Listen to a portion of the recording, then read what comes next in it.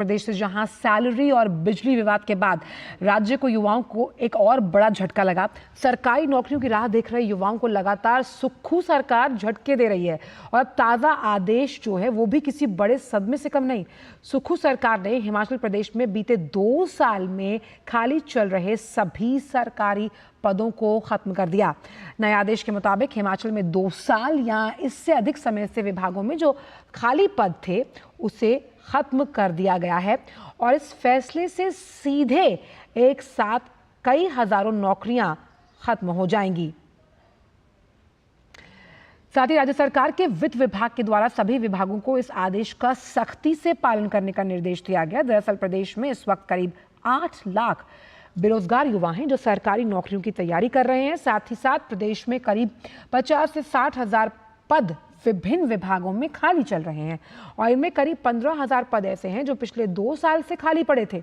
यानी इन 15,000 पदों की अनुमानित पदों को खत्म करने का फैसला सरकार की तरफ से किया गया है। और आपको बता दें कि लगातार सुक्खू सरकार की तरफ से जारी जो आदेश किए जा रहे हैं उस पर विवाद हो रहा है, चाहे टॉयलेट टैक्स हो या फिर पानी के बिल या फिर बसों में सामान को लेकर एक्स्ट्रा चार्ज। हाल ही में प्रदेश सरकार ने बिजली बोर्ड के पद खत्म किए, 81 चालकों की सेवाएं समाप्त कर दी। अपनी चुनावी गारंटी में 5 लाख नौकरियों का वादा करने वाली सुक्खू सरकार रोजगार देने के मुद्दों पर फेल होती हुई नजर आ रही है।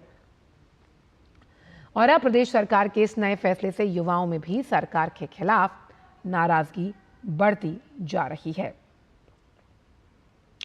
तो बड़ी खबर, हिमाचल में सुक्खू सरकार का ये नया फरमान, 2 साल से खाली चल रहे हजारों जो पद हैं उन्हें खत्म किया गया है।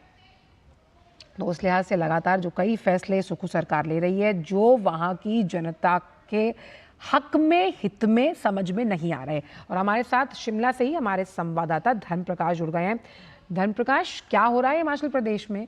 जिस लोक हित के वायदे के साथ सुक्खू सरकार आई थी उन्हीं के लिए सरदर्द बनती जा रही है। कहीं अब आपको वहां पर टॉयलेट पर टैक्स देना है, सामान अगर आप एक्स्ट्रा ले जा रहे हैं बस में तो भाई उसका भी चार्ज दीजिए। और अब युवाओं के लिए जो बेरोजगार थे, बड़ा झटका ये कि 2 साल से पड़े जो खाली पद थे उन्हें निरस्त कर दिया है सरकार ने। बिल्कुल आंचल, जो फाइनेंशियल क्राइसिस की जो बात सुक्खू सरकार लगातार कर रही है सत्ता में आने के बाद से लेकर, उससे निपटने के तरीकों का हवाला दिया जा रहा है इस तरह के फैसलों के लिए। एक के बाद एक ऐसे फैसले लिए जा रहे हैं और जो ताजा फैसला सरकार की तरफ से लिया गया है वो सबसे अहम और सबसे बड़ा इसलिए भी माना जा रहा है क्योंकि सुक्खू सरकार सत्ता में 2 बड़े मुद्दों को लेकर आई थी। कांग्रेस की सरकार हिमाचल में 2 बड़े मुद्दों के आधार पर सत्ता में आई थी। उसमें एक मुद्दा ओपीएस का था, दूसरा मुद्दा युवाओं को रोजगार का था। 5 लाख रोजगार देने का वादा कांग्रेस ने किया था और इसमें से भी 1 लाख नौकरियां तो पहली कैबिनेट में देने का वादा किया गया था, भरोसा दिया गया था। लेकिन सत्ता में आने के बाद से जिस तरह से जो लंबित परिणाम है परीक्षाओं के, उनमें देरी हो रही है, नई जो भर्तियां हैं वो नहीं हो पा रही हैं और साथ ही साथ जो मौजूदा कर्मचारी हैं उनकी सैलरीज डिले हो रही है, पेंशनर्स की पेंशन डिले हो रही है। तो ये तमाम जो स्थितियां हैं उसकी वजह से सरकार पर जो भरोसा है एक तरह से वो जनता का कम होता नजर आ रहा था। और अब इस फैसले से, जो अभी का फैसला है, उसकी वजह से तो प्रदेश में जो 6 से 8 लाख के जो युवा हैं, जो बेरोजगार हैं, जो नौकरियों का सपना देख रहे हैं, सरकारी परीक्षाओं की तैयारियां कर रहे हैं, उनको ये बड़ा झटका लगा है। आप 2 सालों से जो पद खाली चल रहे हैं इनमें करीब 15 से 20 हजार पद ऐसे हैं जो पिछले 2 सालों से खाली है। और ओवरऑल अगर वेकेंट वैकेंसीज की बात की जाए डिफरेंट डिपार्टमेंट्स हिमाचल गवर्नमेंट की, तो वो भी करीब 50 से 60 हजार के आसपास बैठते हैं।